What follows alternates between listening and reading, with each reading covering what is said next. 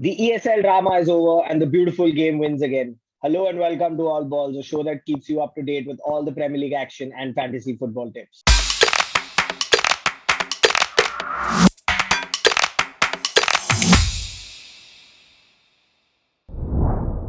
Our first game takes us to the Emirates. Carl, your beloved Arsenal playing Everton. It's Arsenal versus Everton. So far, it seems like a pretty decent fixture for the Gunners, but it looks that even Everton is also going to be pushing for a win as well. But Everton, Arsenal, you can say they're in okayish form. Everton not in great form, except, if you Hmm. put Gilfy aside, where Yeah, 5 goal involvements in his last 7 games. He's got 3 goals and 2 assists. But yeah, on the other hand, Arsenal have a good record on Fridays and against Everton. yeah. Well, I mean, we all know the folklore about Fridays, whether it's Friday the 13th or Good Friday. But for the Gunners, apparently, Friday is a very lucky day for them, and where they literally just won 7 games and drawn 2. They've not been defeated on a Friday, and they've actually produced 42 goals at an average of 4.7 per game. So hopefully we're going to expect a goal fest. But again, it's again a very cagey Everton side that we're coming up against. Like it's people who are just hitting form. Even though I know that they're kind of dwindling as well, but we're going to have to be wary of them. That's all I can say. But yeah, we've got the home advantage, I'd say. So that's what I'm saying. I was just coming to that. Do you rely on that home advantage where, in the last 24 games, you guys have won 20 and drawn 4? So Mm, except for the 2-1 victory that they had over you at the Goodison, yeah. I don't. I mean, the only thing I can expect is an Everton eruption of form all of a sudden. Because suddenly a Richarlison banging through, suddenly a Dominic Mm. Calvert-Lewin coming through. Gilfy is in form. Ex Arsenal Iwobi might just come back to haunt you. You never know what will hit you from where. Yeah. So is that something as an Yeah. Arsenal fan that you're worried about? I am worried about because again we've talked on the show before and where we felt that I said that Everton wanted to qualify for Europe, so maybe this is their last gasp, kind of throw the kitchen sink at them and see what we can get at the end of the season. So if Arsenal is one of their roadblocks on the way, then fine, let's go for it. Let's just give it our all. So my prediction would be a 2-0 to Arsenal, but who knows? Everton might have something up their sleeves and maybe snag a goal. So hopefully Everton for Europe and Arsenal. I didn't think I would say this, but are playing party poopers this season. Pretty much. Less said the better. In our next game, Liverpool is hosting Newcastle. And Raul, what do you have to say about the whole new Liverpool fiasco? I know we've discussed it before, and we know what's actually still going on, or it's ongoing, or it's dead, or whatever. But do you think their heads are in the right places right now? I'm not sure if I should talk about Liverpool because we have some sensitive chickens in the house, who keep joining us for some shows. Then they get all Yeah. little fidgety and then, oh, you spoke about Liverpool, but you suck this season, so you suck. Champions of England can go up my ass because you've not done sweet this season, first of all. Second of Yeah. all, they're in a position where they might not qualify for Europe. Mm-hmm. To add to that, they've not had a good game against Leeds. I can understand the whole ESL thing playing on the players' heads, but you're a professional. And, if Leeds could play the game they did, I'm sure you could as well. While Liverpool dominated, yes. But if you dominate the game like that, you should get the goal. So Liverpool aren't in form as of now. Mm-hmm. While they're getting the results, Trent Alexander-Arnold is coming back to himself of sorts. But I Yeah. still think it's not the same Liverpool if there's a Thiago, there's a Roberto Firmino, a Mane, a Salah, but Jota still your best player. I'm not taking anything away from Jota. He's a great Mm. player, but he's come into a side that has done wonders last season, and he is the one carrying them this season. To be very honest, there was a stat where Absolutely. when he got injured, their creativity and their attacking creativity rather went down by 40% by Yeah. Diego Jota, who's just come in. So for Liverpool, they're still in that middle phase, in form, not in form, getting there, not getting there. While Newcastle have suddenly, after Kyle Pereira has said that they are bland and insipid and they have no attack and no defense, they have said, screw you, sir, and they have come back. And how? Yeah. They've They're, beaten they're West Ham. hustling. Then Yeah, I gotta exactly. give them credit. They're hustling and they've been doing pretty well to just make sure that they just stay they just do just enough to stay in the Premier League right now, because I think they know that this is like how we discussed the Everton game. We said, like, they're just going to throw the kitchen sink. I think this is also Newcastle saying we need to survive, so let's just go at it. Like the last few games that's left. Yeah, Fulham were up their asses some time ago, and now all of a sudden Newcastle has created this gap. Yeah. French Toast has come in and he's helped them, add to this creativity of them. I don't understand that guy, but yeah, but they're looking also for, their third consecutive win in a row for the first time since November 2018, which is, it's the right time to peak. It's not a bad time to peak, and it's not a bad time to peak against Liverpool when they are down. I won't say out, but they're down. Yeah, well, it's still an uphill task for Newcastle, because again, Liverpool has been undefeated against Newcastle. Like, they're 20 wins and 4 draws since, and I think the last time they lost to Newcastle was in April 1994. So unless you have an inspired Newcastle that comes out of the gate and just blows them away, and probably, as you said, it's a team that's really depending on Jota and stuff. That's a team that's devoid of inspiration. So maybe I'll give Jurgen Klopp and the Liverpool fans some reasons in advance before the result doesn't go their way, in case that Van Dijk's injured, Joe Gomez is injured, the wind's too strong, the water's too cold, and there's a pandemic going on. The ESL didn't help their mental state. Milner runs too much. They look at him and get tired. Florentino Perez gives John Henry nightmares apparently as well. That can be and the dogs are barking too late at night and the cows are mooing. Just Liverpool fans and Marmin Paul in particular. I've given you these reasons. I've already texted Marmin that I have a lot of them. So in case he needs some in the coming weeks where they do not qualify for Europe, I can give him that. But I am backing Newcastle to get a point out of this, if not 3. All right. So score predictions then, finally? I won't predict the score because Liverpool at Anfield in 2021 is like me going to Old Trafford and scoring. So it's probably get them a goal from somewhere, like a mistake and Alexander-Arnold scoring. But I do see them conceding. All right. I'll go 2-1 to Liverpool. 6-pointer at the London Stadium where West Ham take on Chelsea. Carl, I know Arsenal's out of the top 4. But this one is a big one for the top 4, especially the form the two teams are in. They are in exceptional form. They're both fighting for those European places, as we were talking about earlier.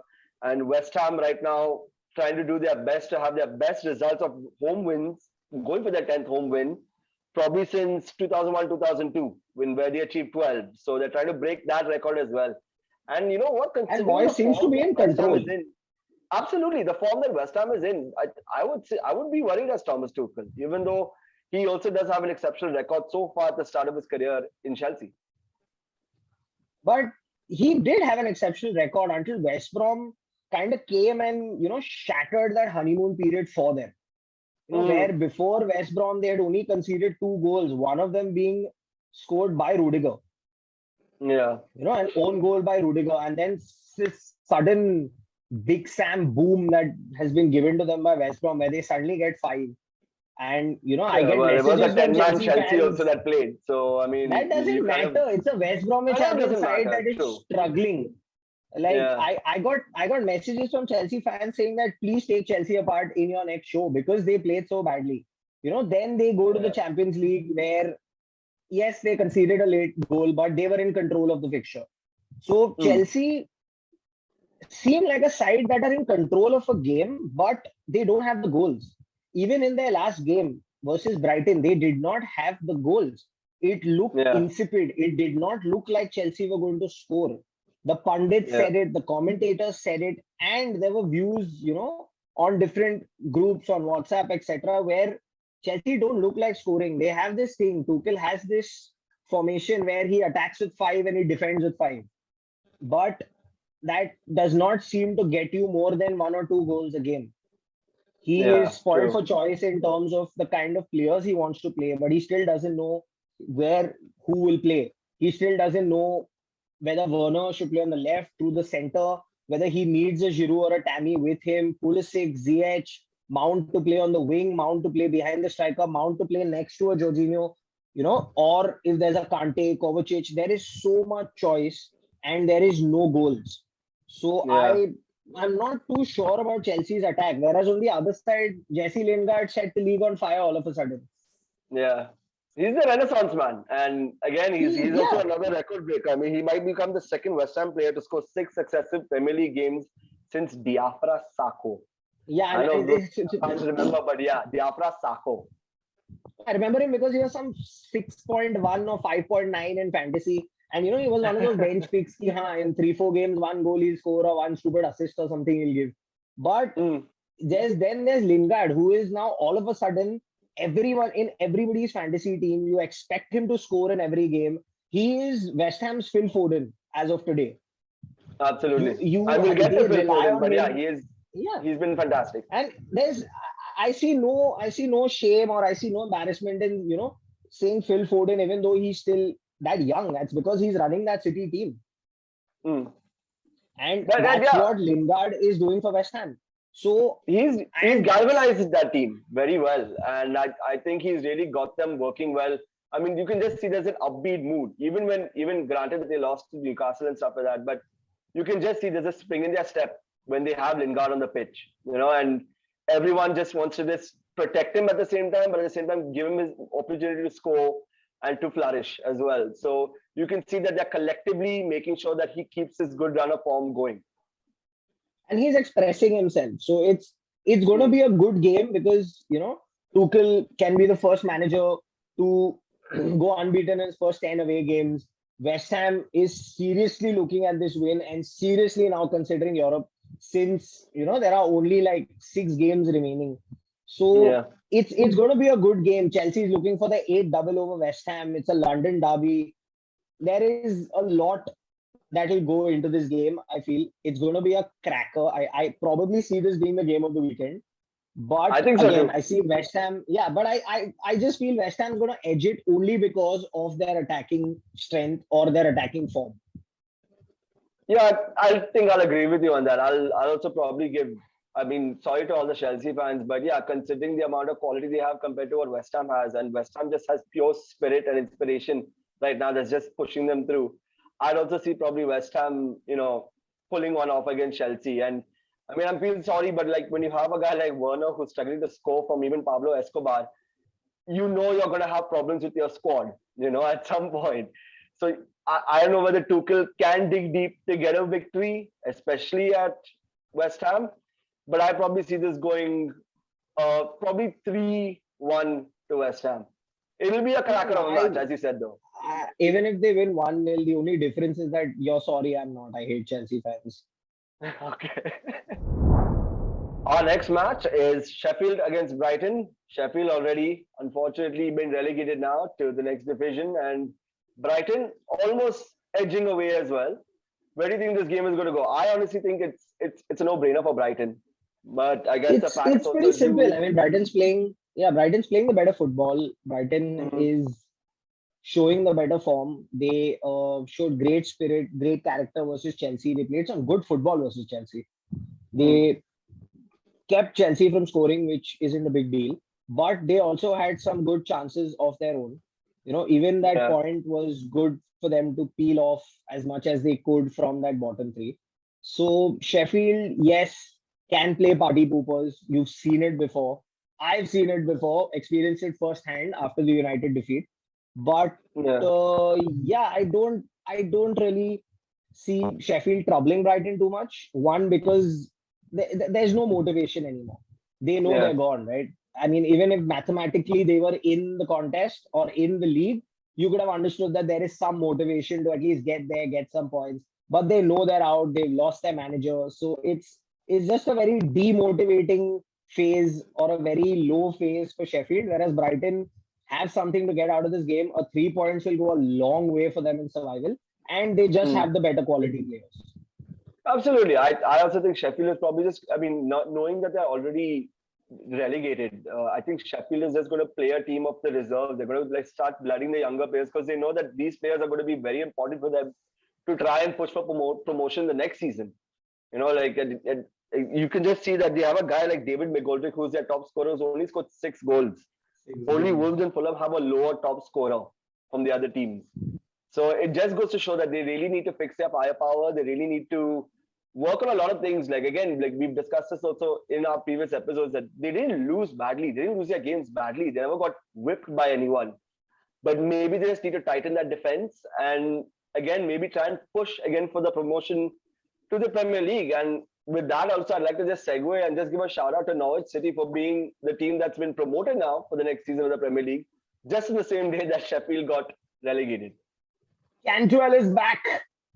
Cantwell is back. And cheap fantasy picks are back. Timo Pukki. If you're Malaysian, no one asks what is Pukki in Malay. It's not polite. Anyway, but coming back to the game. I don't understand why I'm friends with you after you say stuff like this. But yeah, just give your prediction. No, I need a break from you. What is your prediction?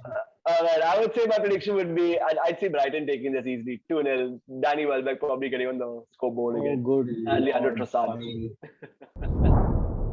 Our next fixture takes us to the Molineux, where Wolves will be hosting the fancy Burnley team, which is trying to get their first ever double over the Wolves this season.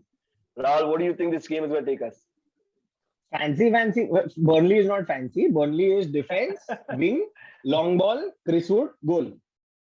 True. There is nothing fancy. That was more of a sarcastic take on them, but yeah. The only fancy thing about Burnley is probably when McNeil has the ball for a few minutes in the game, but that's about it. Yeah. No, but Burnley. See, we've always said this about Burnley, and I've heard this, and I've said this as well. Right? Burnley don't look a side that is going to get relegated. Burnley look a side that is going to stay there between 10 and 14, or sometimes maybe 8 and 14, but they're going to stick around somewhere there. They'll have their fair share of victories. They'll have their fair share of draws. They are probably better in the air at the back than any other team in the league. So I see problems for Wolves, considering that they've not been in form, and of course, Raul Jimenez missing for the entirety of the season technically. William Jose got his goal, but is he good enough to get it time and time again? How much of the pressure can Neto and Adama Traore take with Podence just coming back in from injury? So it's a very devoid of creativeness in the Wolves side. There's not too much creativity, but then again, having said that, if they get the first goal, they are most likely to win. Yeah. They're the only Premier League side who have not lost in 9 after scoring the first goal. Yeah. Which is quite a cool stat though, when you come to think of it. Yeah, it's quite, because it's a team that's lacking firepower at the moment though. Because the way the season's gone, considering, like, if I talk of it from a United point of view, we've gone away from home, we've gone a goal down and come back like 8-9 times. Yeah. You've seen City coming back. You've seen all teams coming back, like from 3-0, forget 1-0. And here you have a team that has a record who's not lost after scoring the first goal. So that first goal will be very important. But on the other side, then you never know. Burnley can get a first goal and only ball into the box, and a Wood latching onto it. He's great in the air. Not that Conor Cody and Roman Saiz are not, but Wood is just a better prospect in the air. He's the guy you want in the box with the balls flying in the air. Well, he is the guy that got to look out for. And then there's Matea Vydra, who's another dangerous player. Exactly. I said that. I think he wears number 27, and he scored his first goal in 27 some games ago. And now he's got 3 and 6. Yeah. So he's going through a bit of a purple patch. Yeah, he's got that purple patch. For a Burnley player, 3 goals in 6 games is not so bad. True. And before that, he's had 3 and 53. So it's a nice little. I think you think this is going to be an exciting game though. I mean, I know we discussed the Chelsea West Ham and stuff like that. Like, I think this might just be a draft kind of a game, like, because the way, as you just mentioned, the way Burnley plays, and that a team like Wolves is also kind of struggling to find inspiration to attack and to find goals. I mean, I hope Willian Jose gets some most goals behind him, but I'd say that Burnley is going to be the upset in this one. I just have a feeling I see this is going to be goalless. I don't know why. Goalless. Yeah, I just Yeah, feel I it's guess going to we'll be have a to see. very boring 0-0. I think it's Chris Wood or Matej Vedra getting the winner. Our next match, which takes us to a very, very spicy fixture, is Man United visiting Leeds at Ellen Road. It's going to be a really interesting one because we know the history that this team has had. History, yes, but I wouldn't want to be playing a Leeds team that has just beaten City with 10 men and drawn to Liverpool. Hmm. Bielsa seems like he's on a roll. He seems like he wants to end the season on a high. And United, I think, now will probably be concentrating a little more on the Europa League, considering that we're established at second place, not just the purple patch. I'll quote unquote Mr. Mom and Paul again. You're in the Europa League spots, so this one's for you, my friend. But yeah, Leeds, they're just very unpredictable. You never know when they'll hit you, how they'll hit you. They keep attacking, even against United, at 4 goals, at 5 goals, at 6 goals, they were still coming at you. And Yeah. that's the game they will play. Murder ball is the name of the game for them, and that is how they will play. And with United still having Harry Maguire alive and playing all our games, it's never safe. David De It, Gea, it, Henderson, okay, it's not too much of a. I mean, it's okay. Henderson is having a better season than De Gea, but De Gea mm, is not. He's not one of those championship keepers who's just come in short of confidence. He is an international keeper. He's proven himself, so that is fine. Van Bissaka, Shaw are good. Lindelof is decent. Maguire, let's not get there. But with Leeds, like I said again, you never know when they'll hit you, how they'll hit you. United concentrating on the Europa League, finally wanting a trophy, and I think it's theirs to lose. While I know Arsenal's in there, but I don't see much of a threat considering your players are not in form oh, the and gauntlet has how been your thrown. players. We shall have this discussion. Okay, Yeah, okay. The no, it's gauntlet has no. been thrown. It's I all right. mean, I can feel the that players glove that just slapping me across the face, like that. Like, oh, yeah, I challenge because you. I mean, if Aubameyang looks like Jorginho, you have a problem. But No, coming back to Aubameyang looks like a United, dollar store. He looks like a dollar store Travis Scott, and I think he should concentrate on his football more than actually thinking he's a Kardashian's baby daddy. But yeah, coming I think he back should just to go back. Should just go Leeds back to versus Borussia Dortmund. But yeah, yeah, well, Leeds, I don't know. It's a tricky fixture. The good thing is that we're away from home. We're unbeaten for the last 23 games, mm, chasing Arsenal's record of 27. I yeah, hate that I have to say that, but we're in form. Cavani's looking good. Greenwood's got 15 in the Premier League. yeah. Probably wonder teenager if you want to call him that. So United look like they're in form, and this is without an Anthony Martial. This is without Donny Van de Beek. So he got an assist in the last game. So Oh no, I yes, he mean did. He you did. needed Yeah, that. yeah, yeah. We Yeah, needed of that. course. We need Yeah, someone true. who can replace a Bruno. Pogba is coming back to probably 50% of what he has promised in life by playing with Juventus. So Hmm. it's going to be a tricky fixture, but then again, Leeds, you have your Bamfords, Harrison, Dallas, for crying out loud from defense. Yeah. He he They are an he excellent finished it from the cohesive unit on box. their day. Yeah, I mean He they're a finished it fantastic from team on their inside day. the box versus Man City. 10 Yeah, men down, 93rd or 92nd minute. He's in their box and he's beaten Ederson. That's atrocious. That's true. criminal. Well, a lot of salty So, Manchester City supporters will probably turn and say, "Yeah, he just got lucky. They just switched off, and he snagged a goal." it But doesn't matter. again, A that goal was is a a goal. ten-man Leeds. Yeah, a ten-man Leeds versus an 11-man Man City. So yeah, I think again, if history serves right, Leeds has always been that one kind of bogey team for Man United. And even though the form is all on Man United side, and the players also are a lot more better, I still think Leeds at home, again, even though they are a mixed bag, they are going to be frothing at the mouth for this game. They're going to be really hungry for this game. So I can probably see Bamford getting on the score sheet for this one and If winning the game. history I think serves right, it's it'll be a fine. 2-1. It'll be a 2-1, or it'll be an all-out goal fest. Who knows? If history serves right, is good. But if you turn out to be right, then We'll have some other I'm going to words, be I at your guess. door. I'm going to be at your door. There are things I can't say on camera, but I will be there. No, I think United Sure. won't cruise. We will concede, but I think we probably will score 2 or 3 goals in this game. I guess we'll see. Villa Park is hosting Fulham, and probably right now Aston Villa, another high-flying team which has been on and off. probably do have the momentum running for them. But Fulham, another team that's trying to get their way out of the relegation spot. So it's going to be a very cagey affair, all. I think Fulham would want it more. Mm-hmm. Unlucky versus Arsenal. I mean, last gasp equalizer, you can literally call it Mm-hmm. that.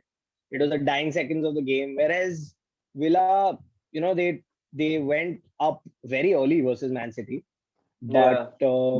they went back down again. City being City slowly, grew into the game and took them apart. But I just feel that Fulham want it more. Fulham are just a little hungrier and they have that motivation to, go for it, considering that they're in the relegation zone. Villa Mm. are somewhere mid-table. For them, a point is good, three is good. Even if they lose, it's not going to harm them too much. Yeah. I think, yeah, they're So wearing I pretty just much feel, safe. yeah, Yeah. Fulham just wanted more, and I just feel that they're going to go for it harder than Villa. Villa Mm-hmm. will obviously, they'll be without Matty Cash, who's been important for them Yeah. from the right side, considering there's no Grealish. Burton Traore cuts in, so they need that,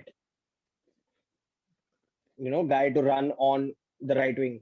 So Do you Matty honestly Cash think is like a out.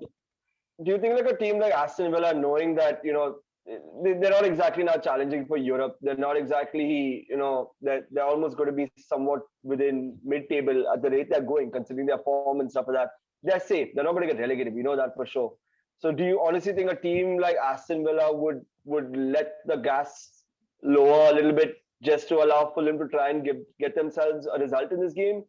Or as what I mean to say is, like, do you think the squad will be a different squad? They'll probably play players from the reserves or from the bench. No, I don't think they're going to do that because then again, they have to probably not live up to their reputation over the last few seasons, but the way they started off this season as giant killers, beating Liverpool, Hmm. beating Arsenal, unfortunately losing the first game to City because of that controversial offside, Yeah, giving United a fight for their money, to be very honest, giving Chelsea a fight.